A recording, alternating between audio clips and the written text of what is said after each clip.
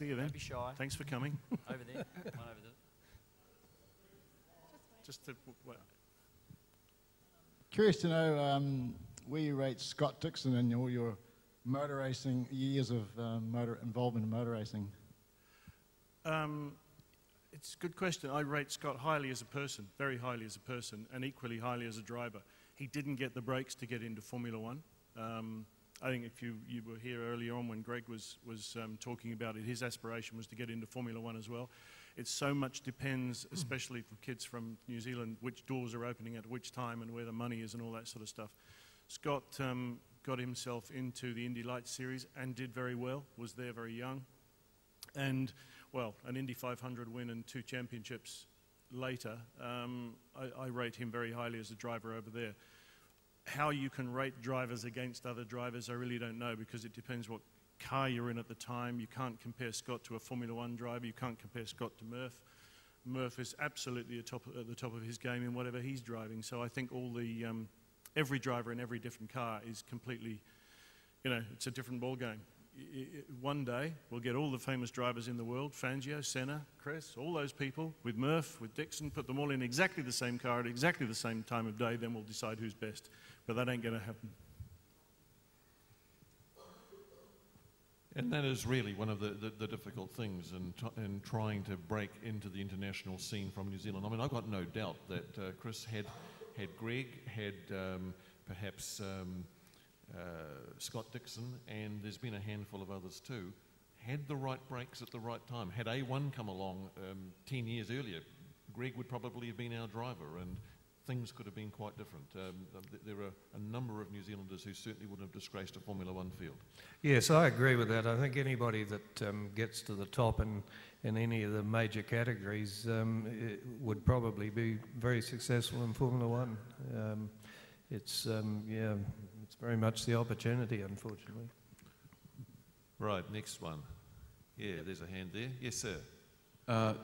Martin Brundle, continuing on this theme, said recently in a commentary that Formula One drivers were the best drivers at driving those sort of cars. In the old days, Chris, you guys obviously did a lot of other things, Formula 2 and sports cars in the same season. Are we really seeing a real world championship in Formula One now, or is it just another series category? No, I think it's very much a special category. Yeah, these guys have it very easy now. I mean, I used to do up to sort of 40, 45 races in a year, and when you think about that, it's 40, 45 weekends.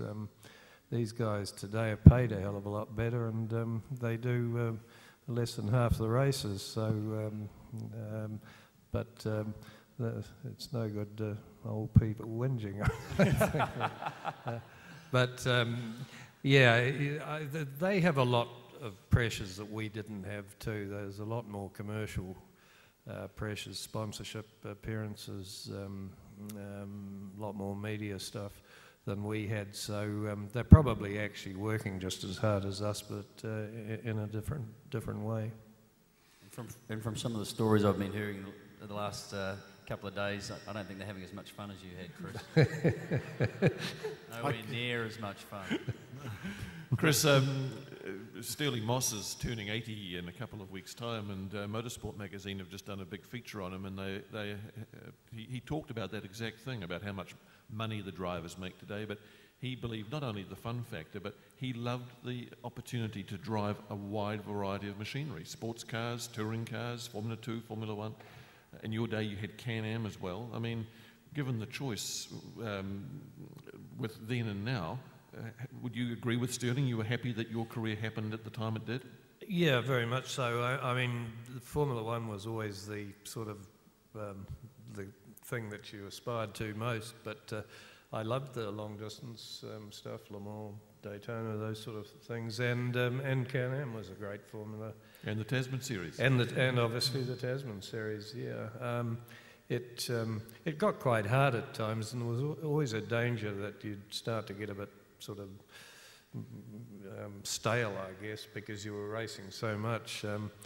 Because we used to do a lot of testing too, and you could be in a car up to 4 days a week and travelling for 2 days a week, and travelling for another day a week, and very little time off. And after a while, and also we were travelling all over the world too. Yes. I think in 1969 I crossed the Atlantic, 20 return flights. Good for your frequent flyers, Chris. Yeah. Good for your frequent flyer points back in '69. Yeah, they didn't exist in those days. But yeah, it was actually quite a hard life in terms of, well, starts off and it's quite glamorous, but the suitcases, the restaurants, the hotels, the airports, the aeroplanes, it does start to get to you after a while. I don't think it's the fault of the drivers these days, though. I think they would drive anything if they were given the chance. True. I mean, any of those Formula One drivers would leap into a kart or whatever if they had the chance. The main problem is the commercial consideration, and the team has got such a big investment in each driver that they don't want to let them go away and hurt themselves. They're not even allowed to go skiing or ride a bike too fast or anything like that. It's just got a bit, well, the commercial stuff you were talking earlier on, it's so demanding. Yeah, it is. I mean, and it comes back to what you started with, Michael, that the amount of money that a lot of them get paid. It's reputed. What's Raikkonen reputedly getting paid? 20. Huh? About 20. I thought it was 50, but I heard 35. So well, somewhere above 20. What currency are you talking about, though? 20. Yeah, it's not New Zealand dollars.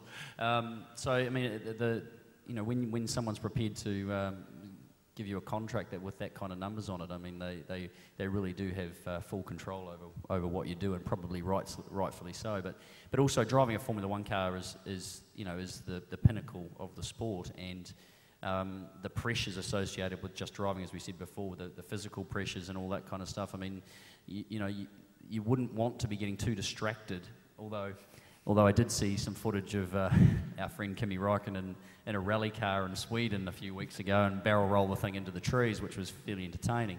And so I don't know how Ferrari felt about that, but his contract must be a little bit different to everybody else's. But Formula One car is very, very difficult to drive, and you need to be on your game, 24/7. perhaps Kimi's contract is coming to an end. Maybe it is. There was a question...